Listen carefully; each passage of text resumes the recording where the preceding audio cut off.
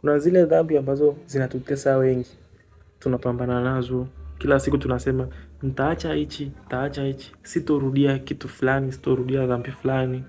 Lakini kiukweli sasa mimi niwaambie tu watu wa Mungu, hiyo dhambi hutoweza kuiacha pasipo kumwachia Mungu.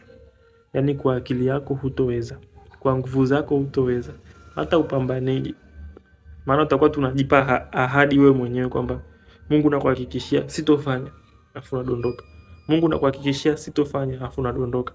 Mungu nakuhakikishia sitorudia tena, lakini unadondoka. Mungu nakuhakikishia nakupenda, kwa hiyo sitofanya, afu unadondoka.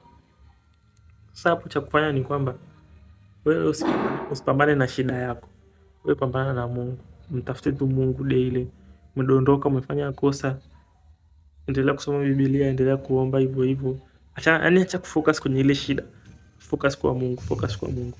Automatically the way unavyozidi kwenda mbele ndo utakavyozidi kuiacha ile habit, hiyo dhambi, hicho kitu ambacho kinakutesa kitazidi kuisha. Lakini usidili na hicho kitu kwa akili yako tu kwamba unajipa promise kwamba I promise sitofanya hichi kitu, mbeleni nitafanya. Kwa hiyo zidi kukeep up na Mungu, usikeep up na ile shida. Kama umenielewa, Mungu akubariki. Usikeep up na shida yako, keep up na Mungu. Najua hiyo shida inakuletea shame, lakini zidi kukeep up na Mungu.